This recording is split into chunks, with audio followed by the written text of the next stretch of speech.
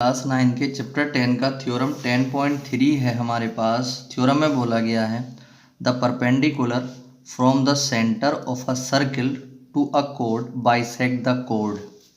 Question में हमसे बोला गया है कि एक सर्किल में अगर उस सर्किल के सेंटर से किसी कोड पर परपेंडिकुलर डाला जाता है, परपेंडिकुलर का मतलब जो उस पर 90 डिग्री बना रहा हो, परपेंडिकुलर अगर डाला जाता है किसी कोड पर तो वो परपेंडिकुलर उस कोड को जो है बाइसेक्ट कर देता है। बाइसेक्ट का मतलब ये जो है OM जो है इस AB को 2 इक्वल पार्ट्स में डिवाइड कर देता है। कहने का मतलब है AM इक्वल टू MB। ठीक है, यानी कि हमें प्रूफ करना है कि जो AM है वो MB के इक्वल है। ठीक, कब? जब OM जो है वो परपेंडिकुलर डाला जाता है AB पर। ठीक है, देखिए तो सबसे पहला काम आप क्या करेंगे, सबसे पहले जो चीज़ गिवन है हम उसको लिख लेंगे। हमें गिवन है कि OM जो है वो AB पर परपेंडिकुलर है, OM परपेंडिकुलर है AB पर।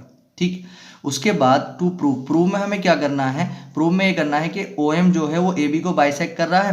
तो अगर हम ये चीज़ प्रूव कर देते हैं कि AM और MB इक्वल है तो ये चीज़ प्रूफ हो जाएगी कि OM जो है वो AB को बाइसेक्ट कर रहा है। तो हम यहाँ पर प्रूफ करेंगे AM बराबर है BM के, AM बराबर है BM के। ठीक, अब कंस्ट्रक्शन में हम क्या करेंगे, ज्वाइन करेंगे OA और OB को। तो हम जो है इसको ज्वाइन कर लेते हैं, OA और OB को यहाँ पर हम ज्वाइन कर लेते हैं। उसके बाद हम प्रूफ करेंगे।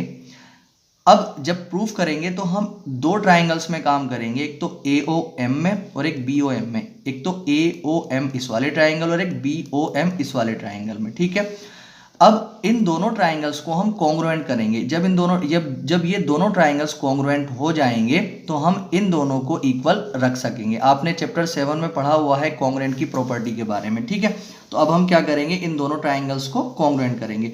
अब सबसे पहले हम ये देखेंगे कि AOM ट्राइंगल में जो OA लाइन है वो BOM ट्राइंगल की OB के इक्वल है। क्यों इक्वल है? दोनों की दोनों ही रेडियस हैं। ठीक है, दोनों की दोनों क्या है, रेडियस है। दूसरा, अगर हम बात करते हैं AMO में, तो AMO ट्राइंगल में जो OM लाइन है, जो OM लाइन है वो BOM ट्राइंगल की OM लाइन के इक्वल है। कहने का मतलब दोनों की दोनों में जो है दोनों ट्राइंगल्स में OM आ रही है, यानी कि ये कॉमन है। ठीक है, ये क्या है, कॉमन लाइन है। अब अगर हम बात करते हैं तो जो OM है वो AB पर परपेंडिकुलर थी, तो ये वाला एंगल भी 90 डिग्री हो जाएगा और ये वाला भी एंगल 90 डिग्री हो जाएगा। तो ये वाला एंगल 90 डिग्री किस में आ रहा है, AMO में। तो एंगल AMO इक्वल हो जाएगा किसके, BMO के, क्योंकि दोनों के दोनों 90 डिग्री हैं। एंगल BMO के। ठीक है, क्यों? क्योंकि ये 90 डिग्री है। ठीक, अब आपने यहाँ पर ये देखा कि ये दोनों के दोनों ट्राइंगल्स जो हैं वो कॉन्ग्रुएंट हो जाएंगे। ट्राइंगल AOM जो है वो कॉन्ग्रुएंट हो जाएगा ट्राइंगल BOM के। ठीक है, कौन से रिलेशन से, RHS से। RHS रूल कैसे, देखिए जब भी अगर हमें आपने जो है चैप्टर 7 में कॉन्ग्रुएंट की प्रॉपर्टी पढ़ी हुई है तो वहाँ पर आपको बताया गया था कि अगर कोई एक एंगल, किसी ट्राइंगल में एक एंगल 90 डिग्री होता है तो वो ट्राइंगल जो है राइट एंगल ट्राइंगल होता है। और राइट एंगल ट्राइंगल में जो है जब हम कॉन्ग्रुएंट